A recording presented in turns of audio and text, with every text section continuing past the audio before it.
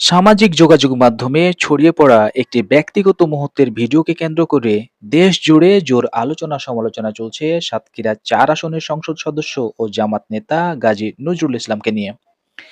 একদিকে এমপি ও তার দুই স্ত্রীর দাবি এটি পারিবারিক সম্মতিতে হওয়া দ্বিতীয় বিয়ের বৈধ সম্পর্ক। অন্যদিকে নতুন করে ছড়িয়ে পড়া এক কাজীর অডিও ক্লিপ ও তারিখের গরমিল পুরো ঘটনাকে ঘিরে তৈরি করেছে নানা প্রশ্ন। আসল ঘটনা আসলেই কি? চলুন জানার চেষ্টা করি। ভিডিও ছড়িয়ে পড়ার পর নিজের অফিসিয়াল ফেসবুক পেজে একটি দীর্ঘ বিবৃতি দেন গাজী নজরুল ইসলাম। সেখানে তিনি দাবি করেন ভিডিওতে থাকা তরুণী তার দ্বিতীয় স্ত্রী। গত ১৭ই জুন প্রথম স্ত্রীর সম্মতিতে তাদের পারিবারিকভাবে বিয়ে হয়। তিনি জানান গত ১৩ই জুলাই দুই স্ত্রীকে সঙ্গে নিয়ে ঢাকার মগবাজারে তার শ্বশুরবাড়ির ব্যবসায়িক অফিসে যান। কিন্তু সেখানে অবস্থানকালে তার দ্বিতীয় স্ত্রীর মামা অবাইদুল্লাহ গাড়ি দেখার কথা বলে বাইরে যান এবং পরবর্তীতে ৫-৭ জন অপরিচিত লোককে সাথে নিয়ে কক্ষে প্রবেশ করে তাদের জিম্মি করে ১ লাখ টাকা আদায় করেন। এমপি ইসলামের দাবি তার ভাড়াকৃত গাড়ি আটকে রেখে দফায় দফায় কয়েক লাখ টাকা চাঁদা দাবি করা হয়। এই ষড়যন্ত্রের পেছনে দ্বিতীয় স্ত্রীর বাবার সঙ্গে মামা অবাইদুল্লাহর পূর্ব শত্রুতা কাজ করেছে বলে তিনি জানান। পরবর্তীতে জিম্মি অবস্থায় ঘনিষ্ঠ মুহূর্তের ভিডিও ধারণ করে তার রাজনৈতিক উদ্দেশ্য প্রণোদিতভাবে ইন্টারনেটে ছড়িয়ে দেওয়া হয়। এমপির এই বক্তব্যের পরপরই সামাজিক মাধ্যমে একে একে ভিডিও বার্তা নিয়ে আসেন তার দুই স্ত্রী। প্রথম স্ত্রী মাকসুদা ইসলাম লিখিত বক্তব্য পাঠ করে জানান, আমার স্বামী গাজী নজরুল ইসলামের সহিত মরিয়মের বিবাহ হয়েছে।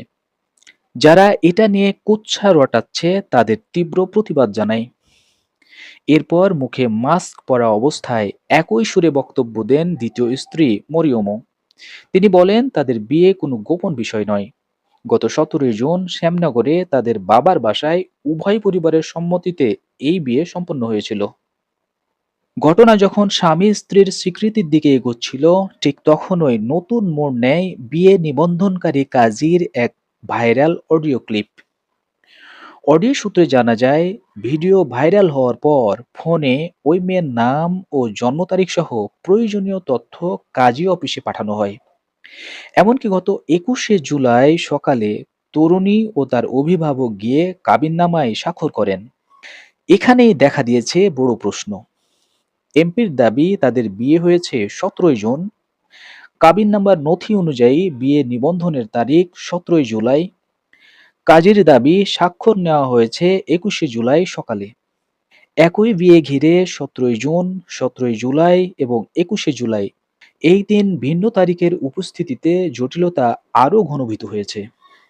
বর্তমান রাজনৈতিক প্রেক্ষাপটে একজন সংসদ সদস্যকে তার বৈধ দ্বিতীয় স্ত্রীর আত্মীয়রা জিম্মি করে চাঁদা দাবি করবেন, এমন দাবির যৌক্তিকতা নিয়েও আলোচনা চলছে রাজনৈতিক অঙ্গনে।